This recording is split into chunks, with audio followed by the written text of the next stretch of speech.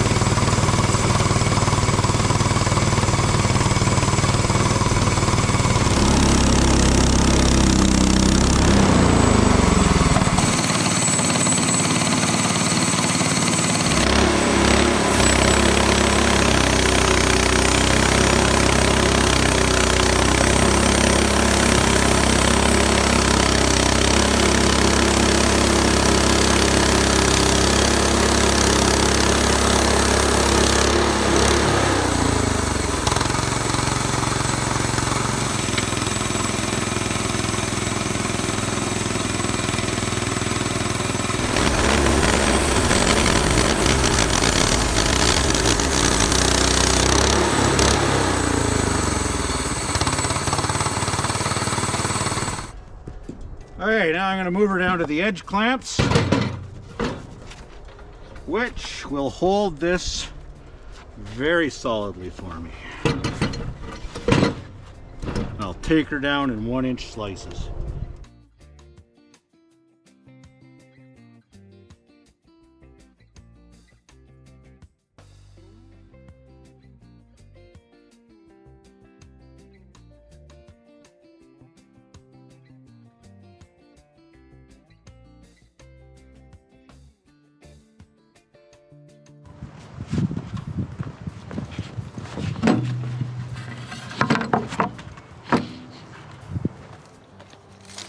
Okay, so these boards are almost 8 inches tall or wide, or however you want to look at it.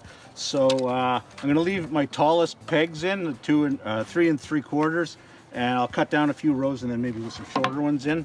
I think that'll be all right. So the reason that I can't make these adjustable is I could easily get rid of this bolt and replace it with something else. The problem is there's this return down here, so I would only have that little bit to pass through. So I can't really get a nice long piece to pass through up and down. I'm gonna have to figure something else out. I think this is gonna work great for the smalls and everything that I have, but when it gets to doing edging and stuff properly, I think I'm gonna have to make a much better system where this is a lot tighter and then I'm able to adjust it, you know, up and all the way down. So it's in the works, folks. It's a work in progress, but I'm just trying to get a feel for these and see what their strengths and weaknesses are.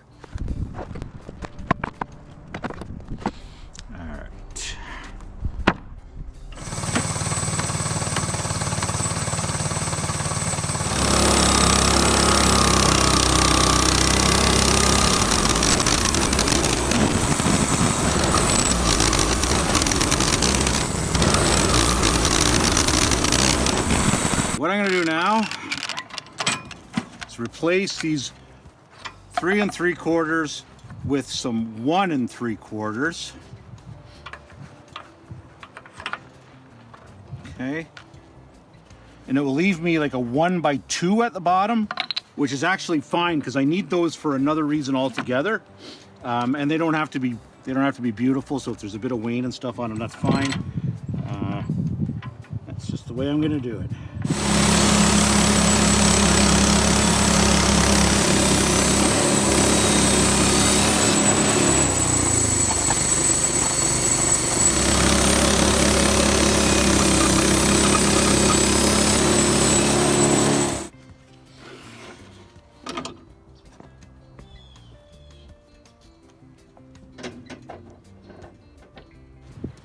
All right, so here we go.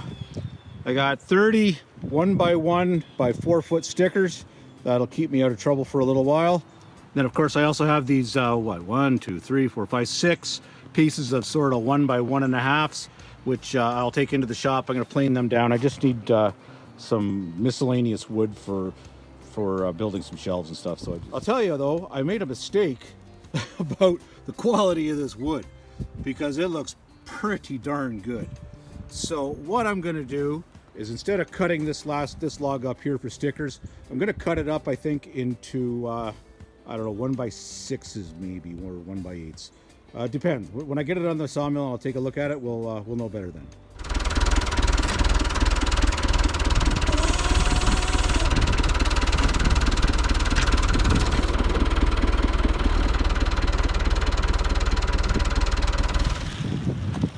So I'm absolutely amazed that this log has any life left in it, the length of time it's been standing there dead, but it looks pretty good.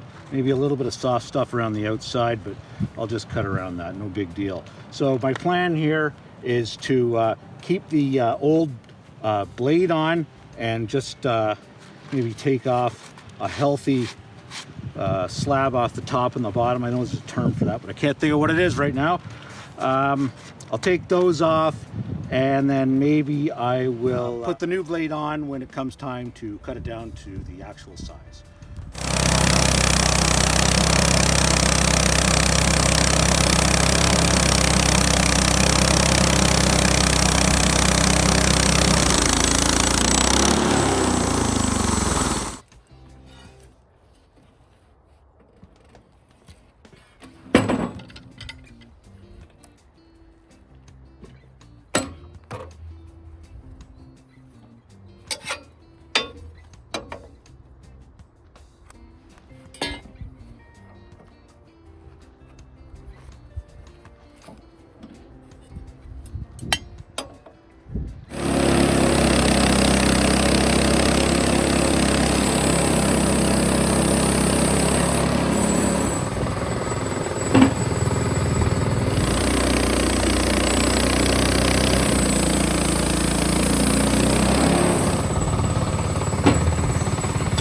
Now that it's down to a nice cant, I've decided to just keep cutting the best face and not worrying about them all being the same width. It turns out that this log is almost completely clear of knots and the lumber is looking beautiful.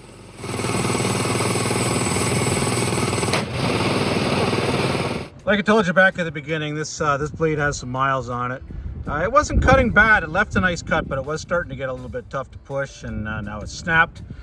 You know, it served me well. I can't really tell you how much I got out of it, but it certainly lasted a good while. So I'm okay with this. I'll put in a nice fresh new one, and we'll keep cutting.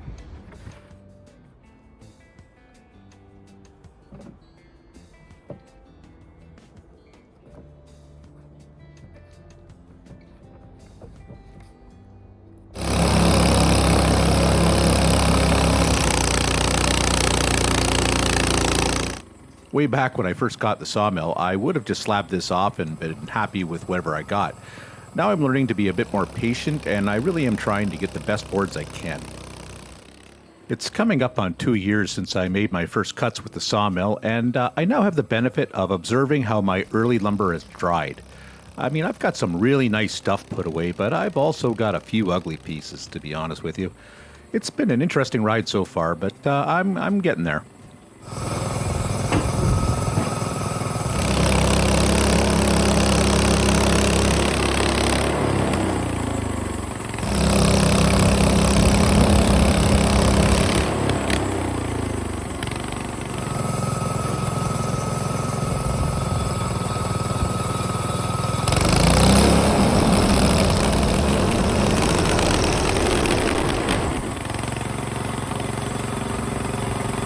Now we're just left with this 3x3 piece of garbage, really, because it's got the pith in the middle. It's you know, the apple core, so to speak. So that just gets set aside, and I'll use that for either firewood or blocking, or I'll probably just use it for firewood, to tell you the truth. I've got a lot of stuff laying around. That's going to be it for today. The wind is picking up, and it's getting even colder out here. The lumber from today looks really nice. It's all 4/4 flat sawn and mostly clear. It's still hard to imagine that I almost passed on this log thinking it would be rotten. As always, there's no waste. This will just go into the firewood pile. Feel free to leave me a comment and do me a favor and hit that subscribe button. Thanks for now.